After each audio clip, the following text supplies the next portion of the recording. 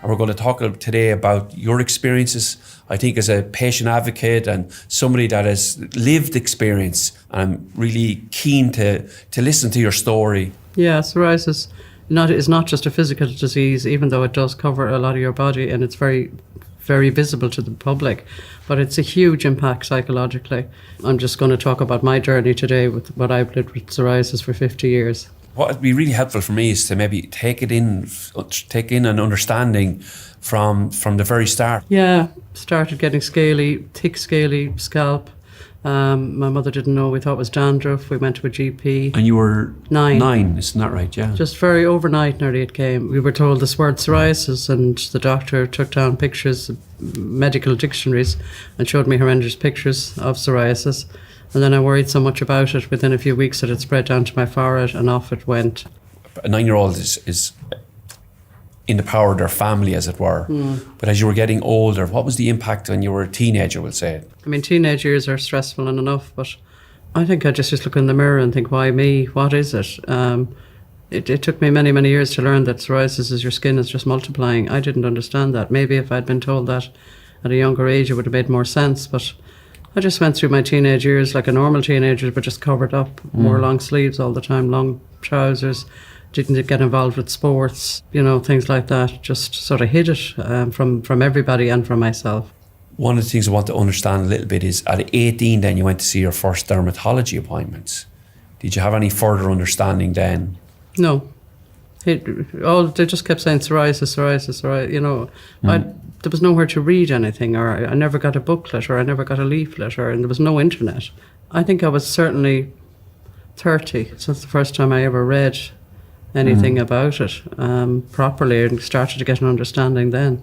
And did it impact on the way you formed relationships, or friendships, relationships? Most of my friends were very supportive. There was only one ever girl at school, so called me Scabby Face, I think, or something. But generally my friends were quite good, and I met my husband to be very young. It wasn't an issue for him and me.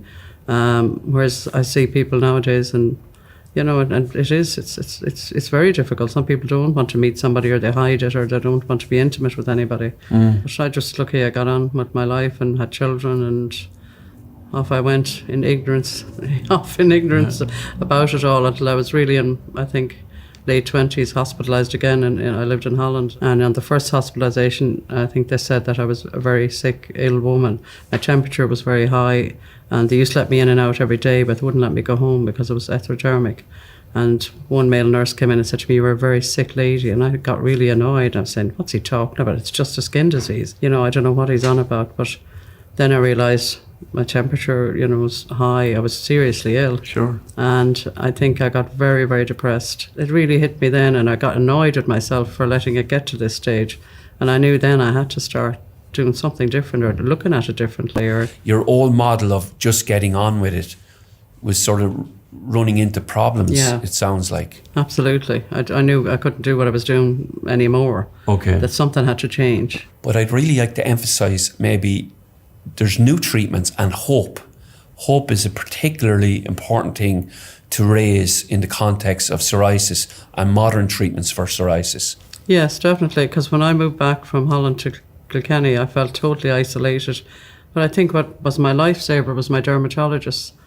I said to him, at this stage I had psoriasis 30 years, and I was saying, what's the point? And I've done everything, it keeps coming back, and I was totally dejected and without hope, I suppose. And he said, "Look, if this doesn't work, we'll try something else and we'll keep going."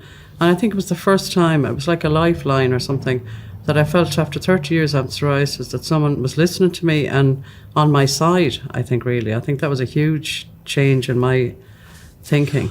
And what I hear there is a clinician who listened to how you feel and was able to insert not just a piece about cream or medication, but also inserted the whole area of hope. When was that? How many years ago was that?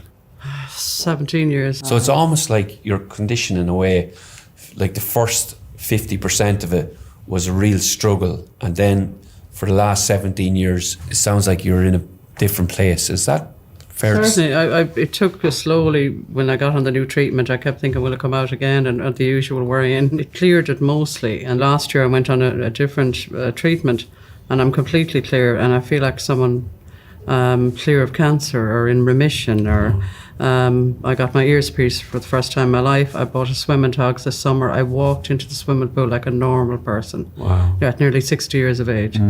I feel so different. I don't swim. I never learned to swim because of my psoriasis, but I was just able to walk around the pool, and I was like on cloud nine. I felt so different because I felt normal like everybody else.